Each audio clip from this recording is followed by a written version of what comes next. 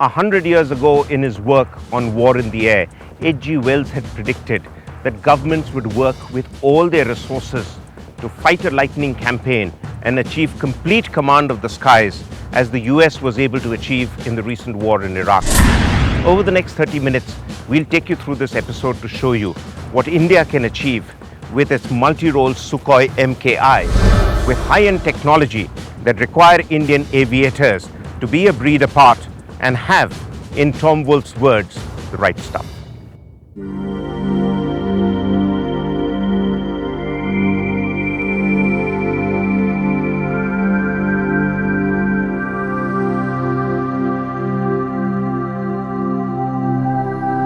The aviators who fly her revere her, but the ones who fly against her wish they never did.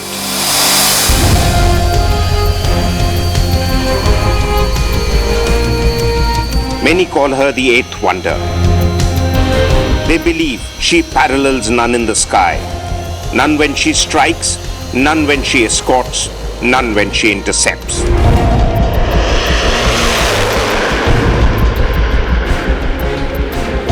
Because she does not merely guard the skies, she dominates the battle space.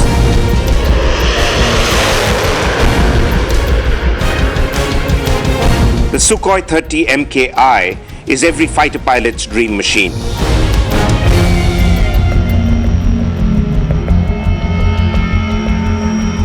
She may have the ruggedness of the Russian airframe and the finesse of Western avionics, but she belongs only to the Indian Air Force, modernized and customized to serve as a strategic deterrent. It's an evolution of whatever you would have dreamt of, combined and put together into one machine. Only the creme de la creme of air warriors find themselves in a Sukhoi squadron, because this near fifth generation fighter aircraft only lets the best master it. And so, these men in blue, handpicked and trained to fly these hunting hawks into combat, are almost always led by a man with killer instincts to match.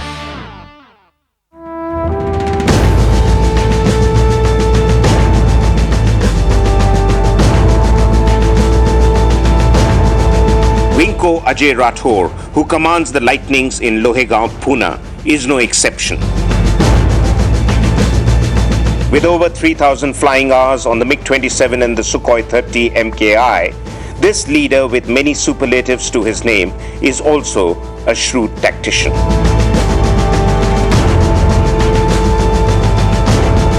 It's a trait that's almost a perfect fit on the second generation pilot as he leads his team of ultimate aggressors. After all, his squadron has been responsible for developing the operational doctrine for this multi-crore, multi-role combat aircraft. Winko, when the Sukhoi deal was signed by India, it was often reported as perhaps the most expensive single defense deal that India had signed since independence. A, why was it so expensive? B, what is so special about this aircraft? Expensive because of the technology incorporated in it. Expensive because we never bought something which is available on the shelf and started using it. We developed it, tailored it, and got the equipment precisely the way we wanted it. Integrates equipment from the West on a Russian platform, even integrates Indian equipment. A lot of our computers are on board. You see, air warfare as it has evolved over the past about 100 odd years from intensive bombardment stream and fighting in the air ability. And at some stage you had to diversify, right? But here you have Sukhoi, which is perhaps able to achieve a lot of both these things. Can you qualify that? When the aircraft started taking to air, initially you started using them to drop an odd bomb, First World War. By Second World War, you started dropping bombs and started shooting down aircraft. Now two requirements came. One was air combat, to shoot down enemy aircraft, and the second was also to take your payload and drop it. With this, as you started amalgamating it or putting them together, you found that the workload on the cockpit or the pilot kept increasing, and you would have had to compromise some bit or the other. Today, technology has bridged that gap. As far as technology and tactics, the central debate on air power now is all over the world. Is technology going to dictate your tactics in the future battlefield, or is tactics going to dictate your technology? It has to be a mix of both. None of them can rule in isolation. Right. And I can give you an example of this. You see the Bosnian conflict. One of the most technologically driven fighters, the F-117A, was shot down by a SAM-3 class of a system. But that was a one-off. It was a one-off, but it just shows that innovative use of tactics can overcome the most potent system also in the world. So you have to have a technological edge, yes, and it has to be complemented with the correct and innovative use of tactics. And in fact, because the price of technology is prohibitively expensive for countries to afford and keep upgrading it time and time again, it is the continuous evolution of innovative tactics which will complement the technology.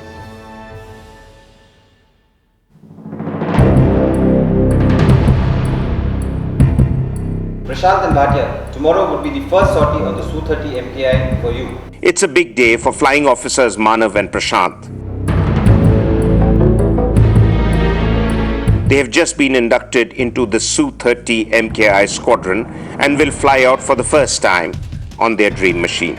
In this sortie, you will be shown the basic handling characteristics of the aircraft. This is the ab initio phase or stage 1 of their training syllabus, where the young pilots are encouraged to get a feel of the aircraft. This sortie will comprise of basically loops, tumbles, yaw turns and oblique maneuvers. At this stage, it's all about understanding the machine and taking her through basic aerobatic maneuvers.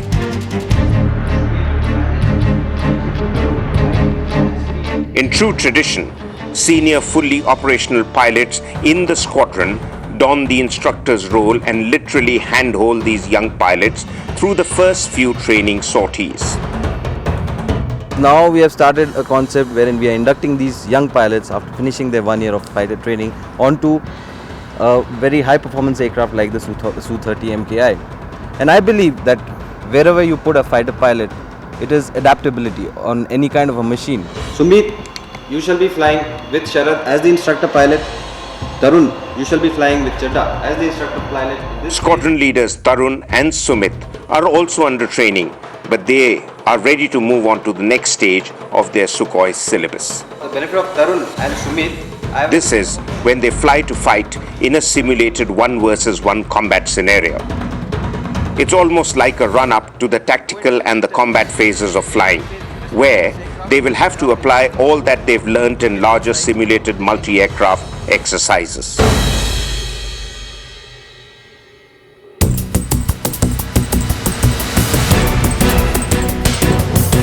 Prashant, close your eyes.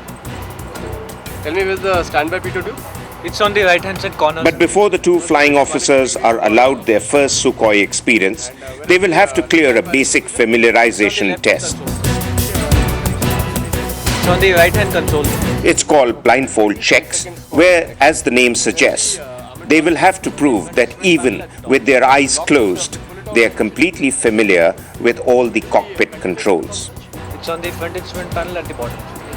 And where is the LRS switch? It's on the front instrument panel at the bottom. Okay.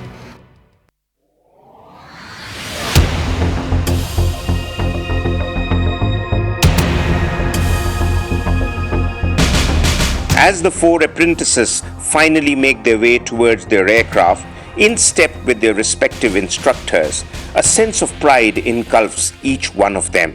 They know only a select few can walk this walk.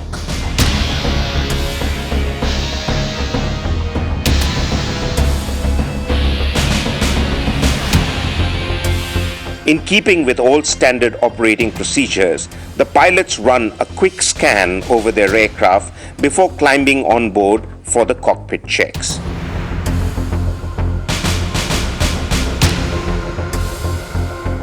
These pre-flight inspections are like ticking off a checklist that's been committed to memory.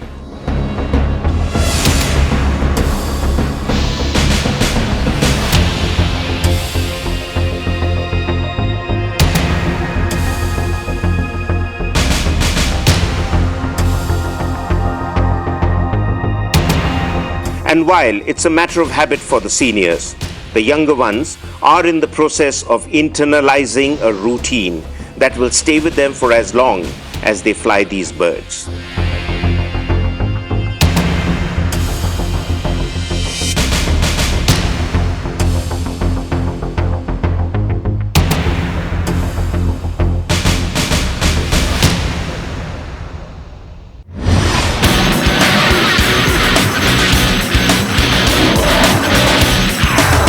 If attacked from the rear, she can quickly slow down, turn about, and face the attacker in about 6 to 8 seconds. Not just that, she can climb vertically, stop, slide down, and resume normal flight.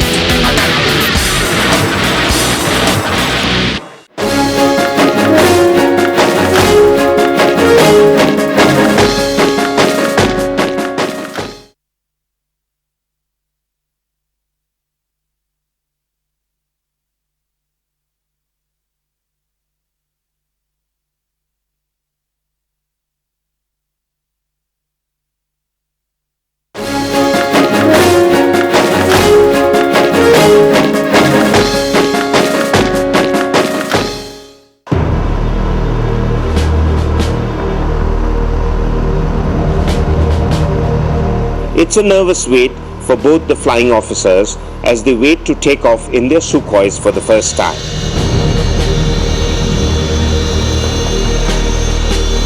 As they taxi out of the hangar towards the ORP, it's about getting in sync with the aircraft's controls.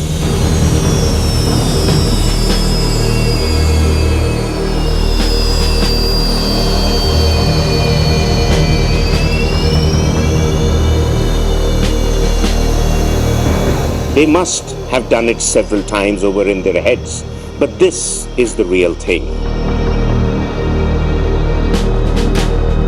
And although if things go wrong, the senior pilot can always take over the aircraft from the rear cockpit, performance anxiety is only but natural.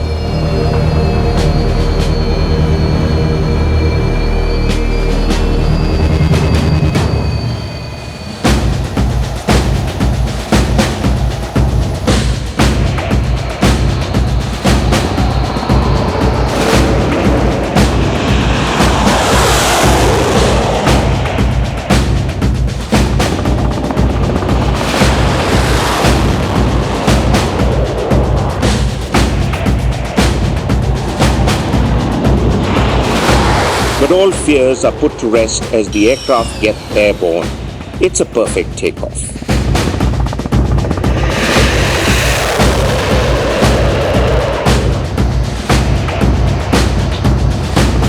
From now on, for flying officers Prashant and Manav, it's about nurturing an intensely personal relationship with this breathtakingly beautiful and powerful bird. It's about understanding her, developing a feel for her. It's about intuitively flying her.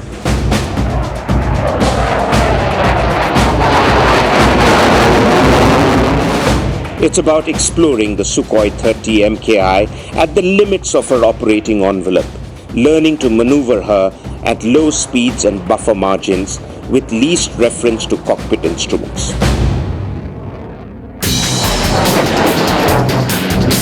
From low-level aerobatic tumbles and turns to loops and barrel rolls, it's all about extracting the maximum, because the more you push her, the better she performs.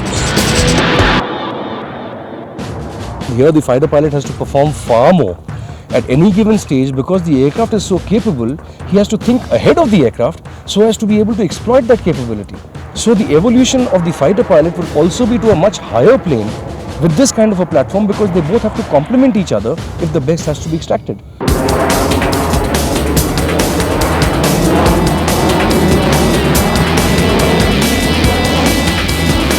While the two ab initio pilots explore the Sukhoi 30 MKI's amazing agility in air, squadron leaders Tarun and Sumit are battling it out against each other in a simulated one-against-one combat sortie.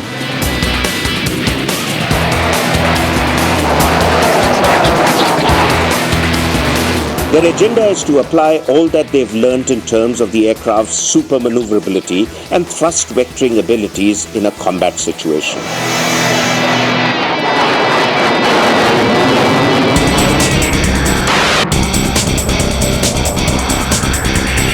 In any air combat, the thumb rule is to assume a position in space, where while the enemy is within your target range, you're always beyond the enemy's reach.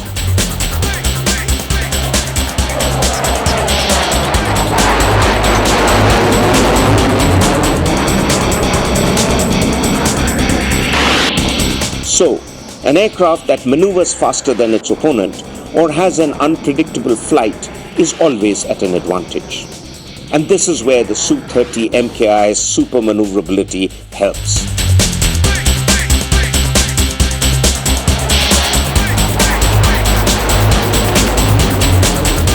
It's a concept where the maneuverability of the aircraft is enhanced dramatically at low speeds and low power margins.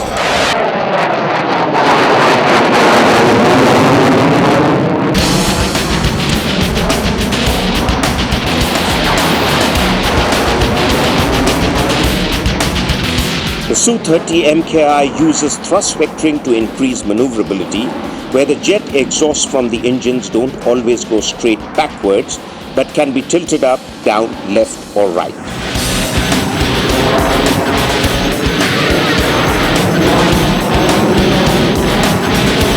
For instance, if attacked from the rear, she can quickly slow down, turn about and face the attacker in about 6 to 8 seconds. Not just that, she can climb vertically, stop, slide down and resume normal flight. This is unheard of in conventional fighters, especially at decreasing speeds and power margins.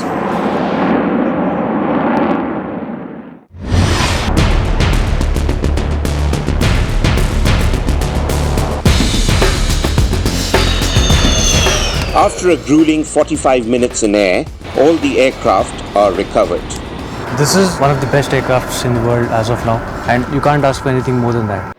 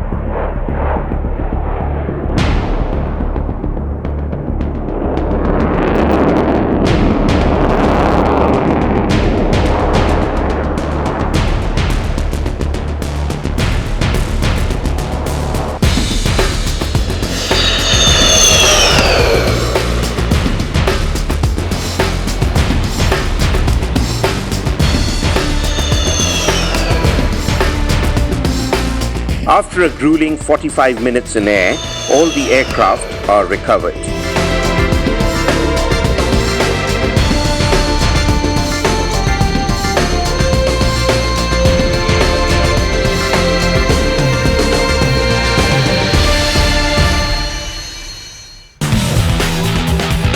But no training is complete without a thorough debrief. After every sortie, all pilots meet up in the briefing room to critically scrutinize their individual actions in air. It begins with an honest self-analysis and is followed up by peer evaluation. In this case, the trainee pilots are debriefed in a 1:1 informal chat with their respective instructors. After all, the only real mistake is one from which nothing is ever learned.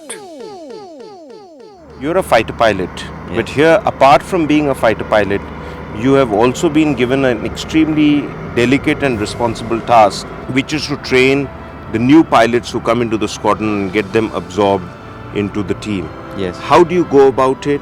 What do you look for in a pilot? we have a syllabus laid down for each pilot who starts flying on the aircraft, which is there on all other aircraft also. So initially what they learn is how to handle the aircraft, how to maneuver the aircraft. Basically this is an air combat and air dominance fighter having multi-role capabilities. The next phase of flying which we take them on to is, learning how to fly combat sorties or learning how to maneuver against aircraft in the air. So that is the next phase of flying. The present day air warfare is mostly beyond visual range. So after transiting from close combat, we take them on to concepts of beyond visual range combat. So when he goes through those phases of training, which takes about 6 to 8 months and maybe a little more depending on the experience of the pilot and the syllabus that he has to go through, he would be capable of handling all operational missions. So tell me, Prashant, you're relatively, compared to the old hands, you're a relative greenhorn. When you finally got into this aircraft, how did it compare with anything you had imagined?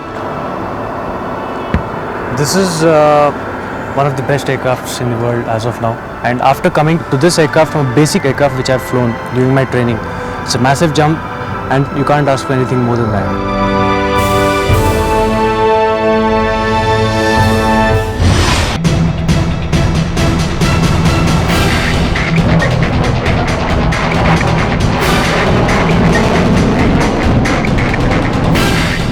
The sheer sound of it derives a voice from our hearts which says, "Yeah, baby, yeah." That's my boots and my teeth.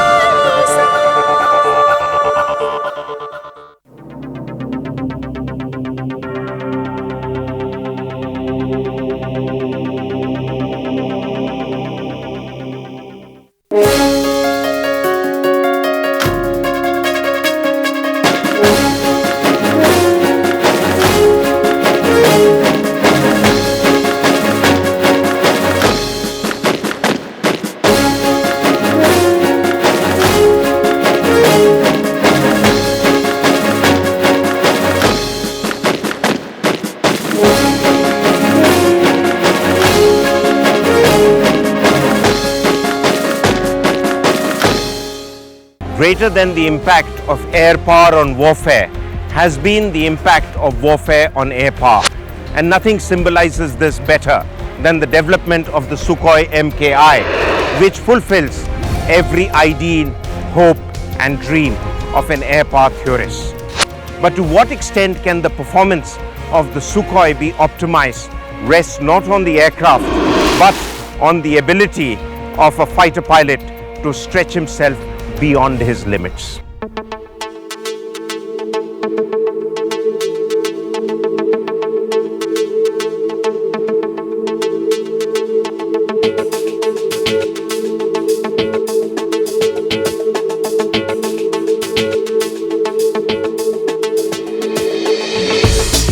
Even before dawn breaks over the Pune sky, the flight engineers and the airmen of the Sukhoi squadron are in their work overalls.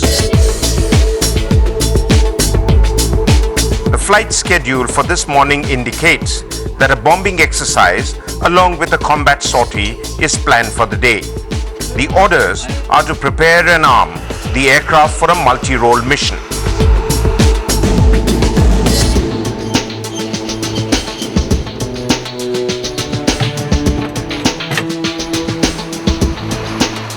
And so begins an intensive and grueling work regime, from fueling to nitrogen replenishment to weapons loading. In fact, it is said that it takes about 50 to 70 man-hours to prepare an aircraft for a fully loaded operational mission.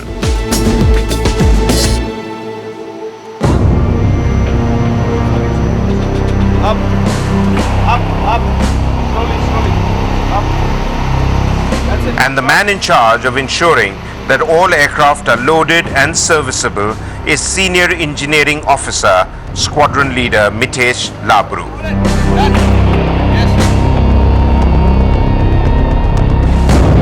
But the Su-30 MKI, with its amalgamation of Western, Russian and Indian technologies, can be a maintenance man's nightmare. It can also get very demanding for Labru and his team, as most of the airmen and technicians who service the Sukhoi are from diverse fleet backgrounds. What we basically do is amalgamate the older kind of versions, that's the Russian and the newer Russian technology, and bring in the Western concepts as well. And then we form a common ground to form a maintenance philosophy for this kind of an aircraft.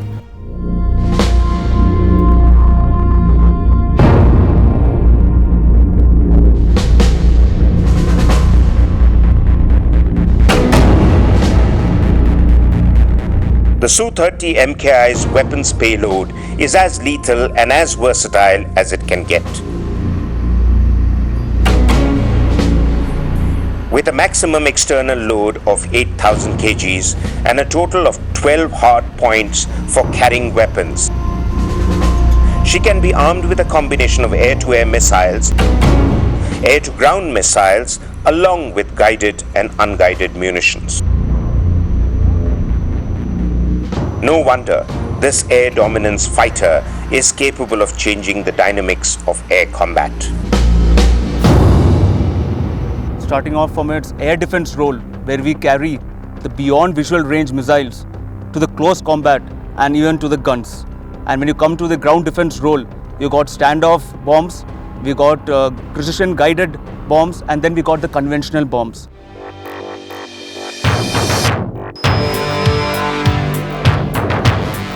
While the aircraft are dressed for combat, the pilots take a final look at their simulated flight plan.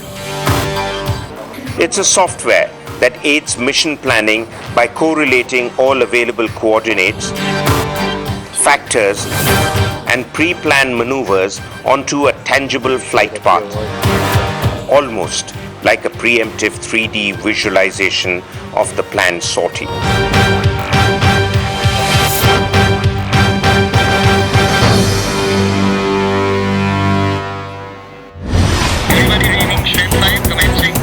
They have been tasked to strike a strategic target deep inside simulated enemy territory.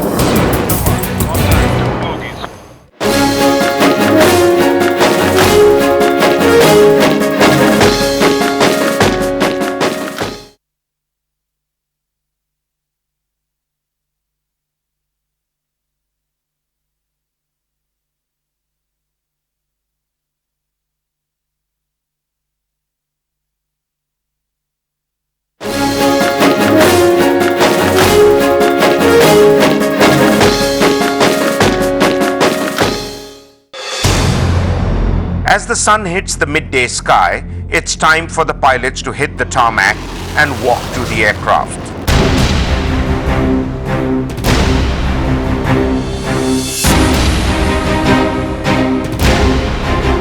While some of them are designated as friendly forces, the others turn into potential interceptors defending the simulated enemy's targets.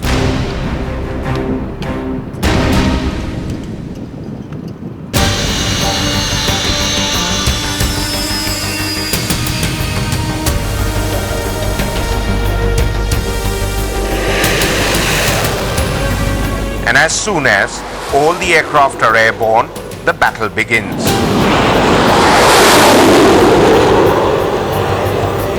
It is believed that a fighter pilot has to simultaneously process an average of 63 conscious and subconscious inputs while flying.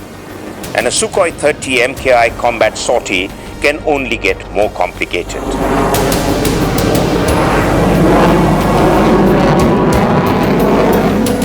This is why, in this aircraft, the front pilot flies and the rear pilot fires. It's a twin cockpit philosophy that may need a little getting used to, especially if the pilots have been comfortable in the loneliness of a single cockpit MiG.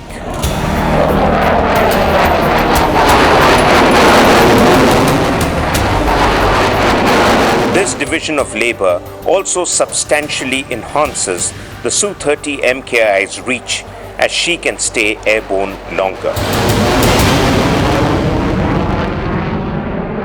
It's a smooth flow. You actually won't know what's going on. It's not two pilots, it's just one pilot, and that the final outcome is that one bird flying there in front of you and utilizing and exploiting its total potential.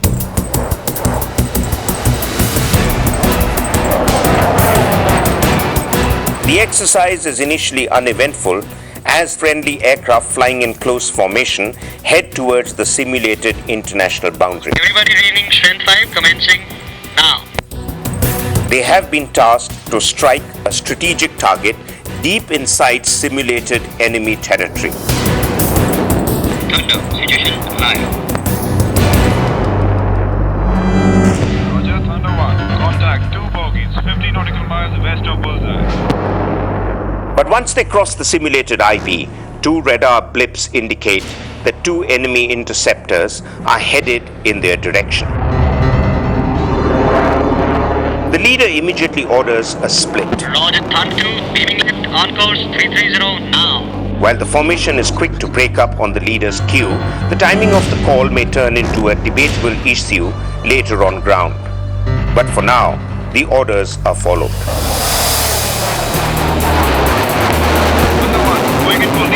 Turning right now. As the aircraft peel out of the formation, the left pair is ordered to tackle the threat from the left, while the right pair heads in search for the enemy's aircraft on the formation's right. And as the left pair is in the pursuit of the target, one pilot picks up an indication on the radar warning receiver, or RWR, suggesting that the enemy has a target lock on his aircraft.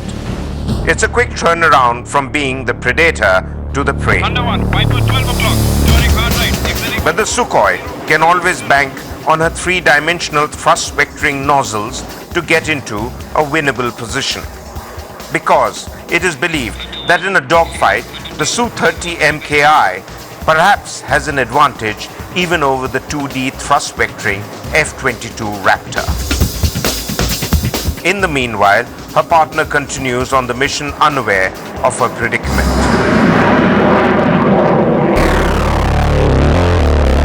Many maneuvers later, the combat comes to an end, but with no immediate clear-cut winners. As all the firing is simulated, there is only a notion of the possible victor. Going in for lead pair, turning right now. But this vague result is temporary. Closing in, Fox 1, missile launch, splash now, on lead left. Once these pilots assemble in the debriefing room after their mission, the combat details are sure to emerge along with the truth and the real winners. But before these aircraft get back to base, they must be refueled. You have not defeated the missile by turning 180 degrees, and the missile would have hit you. I would like to interrupt you because I had already launched the missile onto you, and there was no. Doesn't mean my missile will not hit you. Your missile could never reach us because we had turned right and continued turning right after that.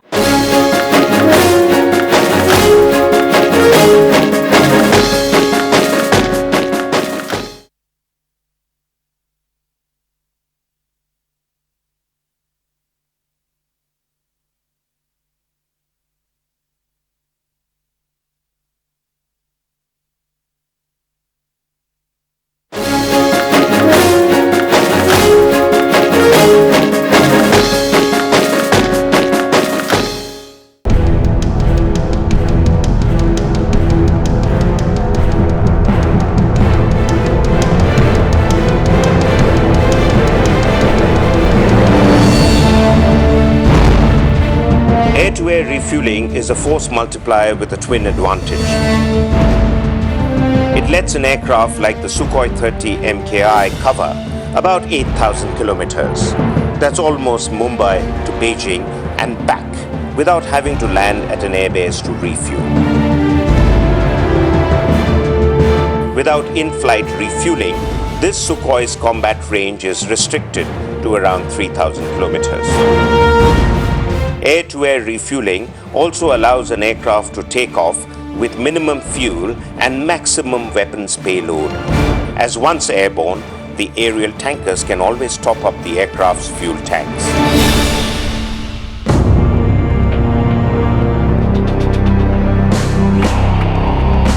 The Sukhoi 30 MKI uses the probe and drogue method to refuel from the Russian IL-78 aerial tanker.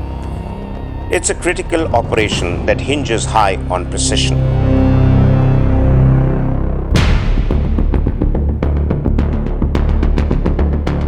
The tanker lets out a plastic basket-like contraption that is attached to a flexible hose. The fighter, on the other hand, has a probe attached on the side of the aircraft's nose. Once the tanker and the fighter come close enough, the probe is allowed to come into contact with the drogue and the valves are tightened. This is when the tanker pilot starts the air refueling pumps and offloads fuel. The IL-78 is capable of refueling 3 aircraft simultaneously. Once the fueling is complete, the Sukhoi decelerates hard enough to yank the probe out of the basket. Air-to-air refueling is a concept that has transformed India from a tactical to a strategic air power. This squadron in particular gets people who are fighter pilots who are trained in various other aircrafts of the Indian Air Force. You get people from various squadrons. How do you integrate them? You've got a Mirage pilot, you've got a MiG pilot, you've got a Jaguar pilot. How do you achieve this integration? We start with the basic premise of basic training from a common platform. Right. Now, as the training progresses, we're able to catch on to certain good traits of individuals and thereafter optimally exploit him in that portion. For example, a chap who's very good in, or pilot who's very good in, say, ground attack. We would like to exploit him in that facet to the best. Right. But at the same time, it does not limit him.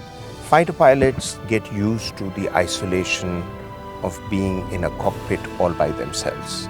Most fighter aircrafts are one cockpit, one pilot aircrafts. This has a cockpit which has 2 people in it. Do you find the second person intruding into your space? 2 is a company, 3 is a crowd.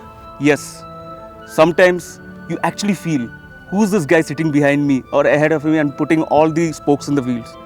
But that is only initially. That will happen anytime when you're graduating from any other fighter class of aircraft to a fighter class which has got 2 cockpits. That will always be there, which is known as crew resource management. And Vinko Sinha, you get credit for that, isn't it?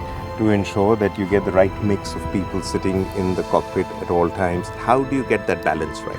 Cockpit resource management also came new to us along with this aircraft. So initially when we started, we had all pilot mix. It could be anybody flying with anybody. But after some time when we realized that 1 + 1 is not becoming more than 2 and is becoming less than 1, then we needed to rethink.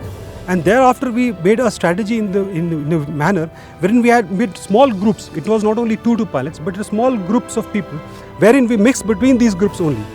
Skonli Labru, I noticed from the badge that you're wearing on your chest, it's got 2 types of aircrafts on it as against what normally people wear, which is 1 aircraft.